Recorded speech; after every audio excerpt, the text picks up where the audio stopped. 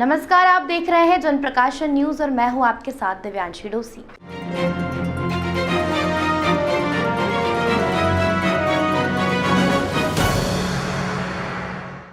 इंदौर के नजदीक ग्रामीण क्षेत्र बाढ़ गोंदा में हुए गोलीकांड के बाद अब राजनीति और आदिवासी कल्याण से जुड़े संगठन पूरी तरह से सरकार और शासन प्रशासन को कटघरे में खड़ा करता नजर आ रहा है। इसी तारतम्य में कांग्रेस सहित भीम आर्मी सेना और जयस के तमाम सदस्य मृतक परिवार से मुलाकात कर उन्हें सांत्वना देने के साथ उचित कार्रवाई और मुआवजे की मांग कर रहे हैं। मामले पर राजनीति शुरू हो गई है, जिसके चलते कांग्रेस अध्यक्ष कमलनाथ द्वारा गठित एक दल मृतक युवक भैरूलाल के घर पहुंचा और शोक संतप्त परिवार को सांत्वना दी। कांग्रेस दल का नेतृत्व कर रहे कांतिलाल भूरिया ने कहा कि प्रदेश में जंगल राज चल रहा है और उन्होंने कहा कि भाजपा सरकार आदिवासी विरोधी है, जिसमें आदिवासी को भेड़ बकरियों की तरह मारा जा रहा है। भूरिया ने पूरे मामले की सीबीआई जांच की मांग की है। भूरिया ने कहा कि पूरे मामले की रिपोर्ट बनाकर हम कमलनाथ को सौंपेंगे, फिर आगे की रणनीति बनाएंगे। बस वहाँ पे उसके मृतक के जो पिता है मदन, उन्होंने सारी बातें पे रात को 12 बजे की मामला है और वहाँ पे खबर उनको मिली रात को और ये थाने पे अपनी बात लेके गए थे और उनसे अपना न्याय मांग रहे थे और सब ज़्यादा इस बात को लेकर वहाँ पर गोलियाँ चली। वो गोलियाँ चले, जानबूझ के उन्होंने गोली पेट में मार दी। पेट में मार दिया। अगर पुलिस हमेशा उनको बना हिदायत निर्देश रहता कि अगर को मान लो गोली चलानी तो पैर में मारे, पर उन्होंने इनका इंटेंशन था कि उस आदमी को जानबूझ के उसको एक मुख्य बना गवाह के रूप में दिखाया गया तो उसको गोली मार दी पेट में, वो वही उसकी हत्या हो गई। तो ये बना आके दुखी परिवार है, गरीब है और उनको साथ ये अन्याय किया है पुलिस प्रशासन ने। तो वहाँ पे सरकार के दबाव में पुलिस रही, प्रशासन के दबाव में रही और उस वजह से सब सारा यहाँ पे लोगों के गरीब के साथ ये अन्याय हुआ है। और इस बात को लेकर कांग्रेस के हमारे विधायक साथी हम लोग सब, हमारे प्रदेश अध्यक्ष कमलनाथ जी ने हमें भेजा और सारी रिपोर्ट उनसे समझ के हमने आखिर रिपोर्ट बना के उनको देंगे ताकि आगे भी उसकी कार्रवाई हो और दोषियों को सज़ा मिले।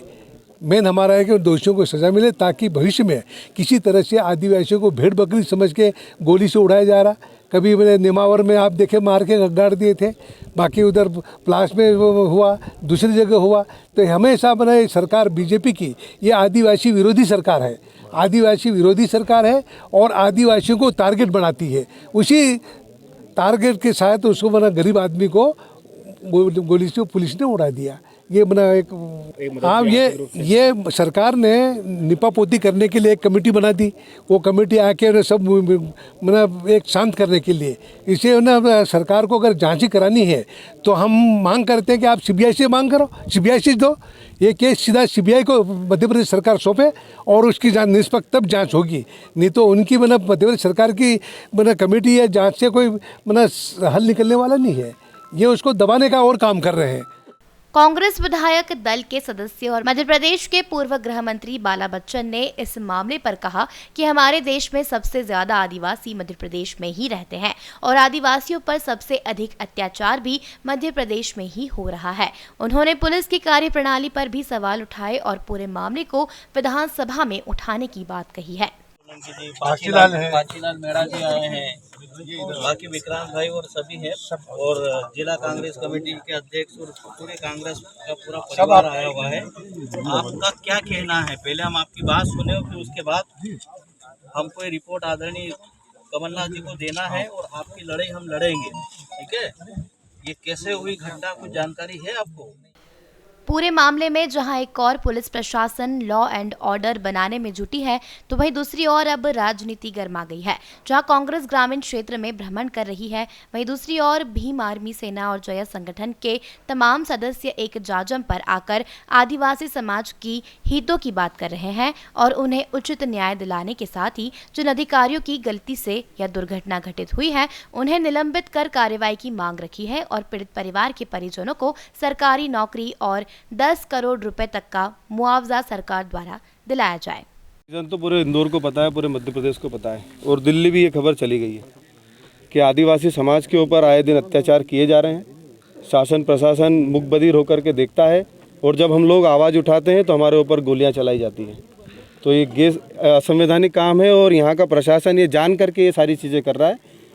क्योंकि आज जहाँ हम खड़े हैं, हमारा भेरूलाल भाई हमारे समाज का, हमारे परिवार का हिस्सा था। वो शहीद हुआ है अपनी बहन के लिए, सम्मान के लिए जो लड़ाई लड़ रहा था, उसमें उसके ऊपर गोलियां चलाई गई शासन की ओर से और बगैर किसी आदेश के ये हुआ है। तो अभी तो मैं ये समझता हूँ कि जिस प्रकार का अत्याचार हम लोगों के ऊपर हो रहा है, ये भारत देश के संविधान के होते हुए हो रहा है, तो मुझे ऐसा लगता है कि ये गैर संवैधानिक है। तो उसी चीज़ के लिए अभी परिवार से मिलना है। हमारे राष्ट्रीय अध्यक्ष जी माननीय चंद्रशेखर आज़ाद साहब भी 18 तारीख को यहाँ आने वाले हैं और इस आंदोलन को बड़ी मजबूती से हम लड़ेंगे, क्योंकि हम लोगों के ऊपर अत्याचार की जो कड़ी है वो निरंतर चलती जा रही है। इस पर रोकथाम कुछ नहीं है, आरोपियों भी बाहर घूम रहे हैं और कोई कार्रवाई नहीं हो रही है। मांग क्या है? मांग हमारी है कि भाई इसमें संबंधित जितने भी अधिकारी हैं, पुलिस प्रशासन के हो या फिर एडमिनिस्ट्रेशन से हो, उन सभी के ऊपर जो है कानूनी कार्रवाई हो। पहले तो 302 का मुकदमा उन लोगों पर दर्ज हो, उसके बाद में जो है एट्रोसिटी एक्ट में, और उसके बाद जितने भी अधिकारी इसमें संबंधित हैं उन सबको सस्पेंड किया जाए सबसे पहले, क्योंकि उन लोगों के होते हुए वहाँ पर ये कृत्य किया गया बगैर किसी आदेश के, तो ये बहुत गलत है, गैर संवैधानिक है। पूरे मामले में अब मजिस्ट्रेट जांच सहित मृतक युवती और गोलीकांड में मृतक भेरूलाल की शॉर्ट पीएम रिपोर्ट के आधार पर शासन आगे की कार्रवाई करने की कार्रवाई में जुटा हुआ है। देश दुनिया की तमाम खबरों के लिए चैनल को लाइक करें, शेयर करें, सब्सक्राइब करें।